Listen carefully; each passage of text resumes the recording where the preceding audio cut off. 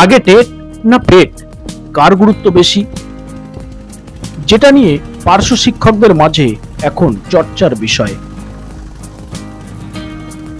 পার্শ্ব শিক্ষকতার পেশাটা যে এতটা অভিশপ্ত হবে, এটা আমরা মোটেও বিশ্বাস করে এই পেশায় আসিনি। মনের মধ্যে স্বপ্ন নিয়ে আমরা এই মানুষ গড়ার কাজে যোগ দিয়েছিলাম। আমাদের বিশ্বাস ছিল তিল তিল করে হয়তো আমাদের বেতন বা ভাতাটা মোটামুটি একটা জীবনে বেঁচে থাকার মতো পর্যায়ে যাবে।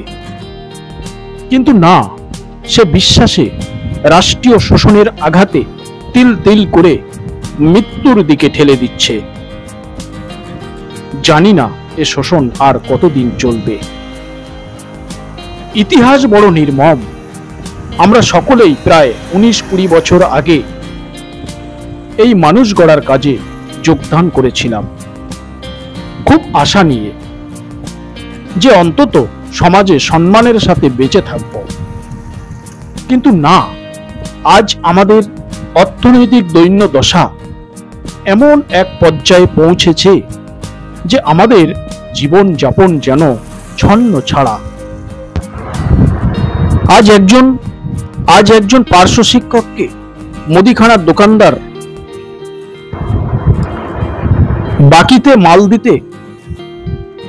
বাকিতে মালপত্র দিতে দ্বিধাবোধ করেন এবং মুখের উপর বলেও দেন যে আপনাকে আর বাকিতে মাল দেওয়া সম্ভব হচ্ছে না। বলেন তো সেই মুহূর্তে একজন পার্শ্ব শিক্ষককে কতটা অসহায় লাগে, কতটা লজ্জিত মনে হয়।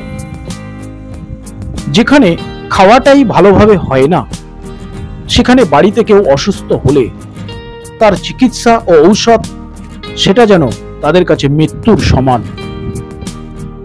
এই সামান্য বেতনে চলছে না সংসার, বাড়িতে কেউ অসুস্থ হলে হচ্ছে না ভালো চিকিৎসা এবং ঔষধ। অভাব অনটনের জীবন যাপনে ঋণগ্রস্ত হয়ে মানসিক অবসাদে চলে যাচ্ছেন বহু সংখ্যক প্যারা টিচার। অনুপায় হয়ে কেউ কেউ আত্মহত্যার পথ বেছে নিচ্ছেন। আর দিদিমণি মজা দেখছেন। বাহ দিদিমণি বাহ। এই দুরবস্থার মধ্যে পার্শ্ব শিক্ষকদের মধ্যে এই মুহূর্তে দেখা যাচ্ছে টেট নিয়ে চর্চা। টেটকে আঁকড়ে ধরে ভবিষ্যতে বাঁচার স্বপ্ন। পার্শ্ব শিক্ষকদের বেশ কয়েকটি গ্রুপে লক্ষ্য করা গেল টেটের গুরুত্ব নিয়ে চর্চা। পার্শ্ব শিক্ষকদের একটা গ্রুপে লক্ষ্য করলাম মলয় কুমার মণ্ডল নামে একজন পার্শ্ব শিক্ষক টেটের গুরুত্ব নিয়ে মতামত ব্যক্ত করেছেন। তিনি বলেন যে টেটটা পার্মানেন্ট টিচারদের থেকেও আমাদের কাছে অর্থাৎ পার্শ্ব শিক্ষকদের কাছে বেশি গুরুত্বপূর্ণ। হ্যাঁ মলয় বাবু, আপনার মতামতকে অবশ্যই ঠেলা যায় না। অবশ্যই পার্শ্ব শিক্ষকদের টেট প্রয়োজন। দেখবেন বন্যার জলে যখন চারিদিকে ভেসে যায় তখন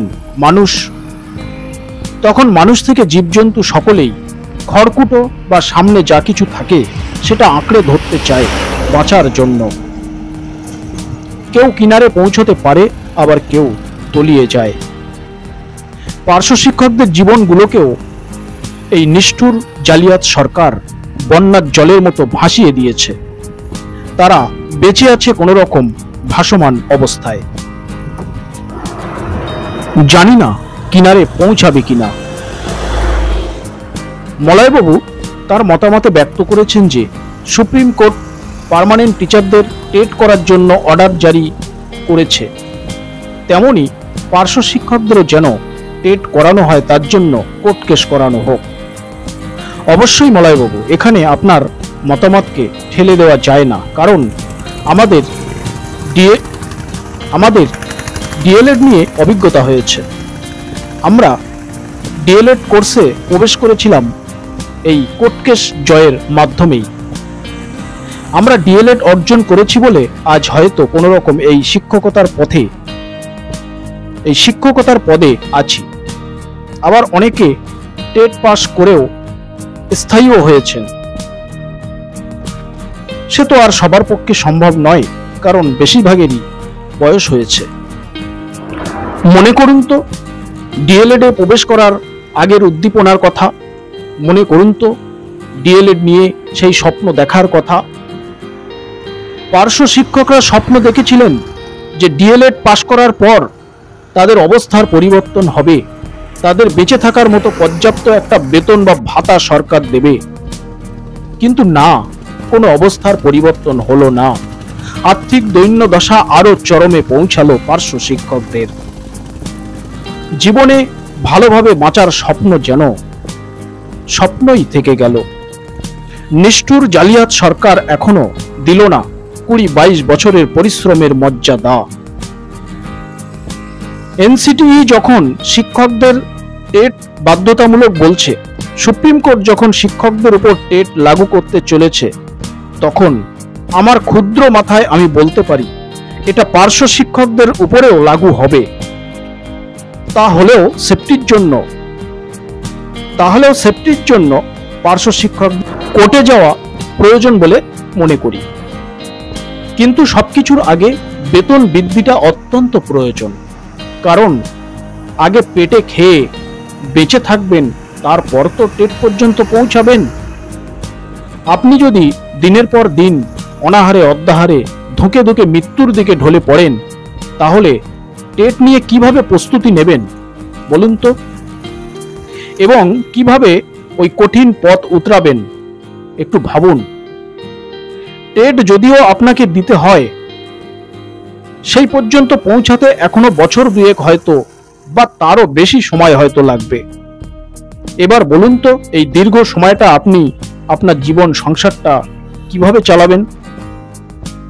আপনি অর্থনৈতিকভাবে সচ্ছলতা না হলে আপনার মানসিক দিকটাও থাকবে অবসাদে ভরা। আর এই অবসাদের মধ্যে কিভাবে প্রস্তুতি নেবেন টেট নিয়ে? এই অবসাদ দূর করতে হবে আর্থিক দৈন্যতা, আর তার জন্য এই মুহূর্তে প্রয়োজন বেতন বৃদ্ধি। আর এই বেতন বৃদ্ধি করতে এই সরকার যখন উদাসীনতা দেখাচ্ছে, যখন নিষ্ঠুরতার পরিচয় দিচ্ছে, তখন পার্শ্ব শিক্ষকদের প্রয়োজন ঐক্যবদ্ধতা। এই মুহূর্তে পার্শ্ব শিক্ষকদের মাঝে যেন ঐক্যবদ্ধতার বড্ড অভাব বোধ হচ্ছে, বড্ড যেন বিচ্ছিন্নতার দিকে এগোচ্ছে পার্শ্ব শিক্ষকরা যদি এইভাবে বিচ্ছিন্নতার দিকে এগোতে থাকে, তাহলে তাদের জীবনে আর নতুন সকাল হয়তো আসবে না। বাকি জীবনটাও হয়তো এই আর্থিক দৈন্যদশার মধ্যেই কাটবে। অতএব পার্শ্ব শিক্ষকদের শতভাগ এক সুতোয় গেঁথে ঐক্যবদ্ধ হওয়া উচিত বলে মনে করি।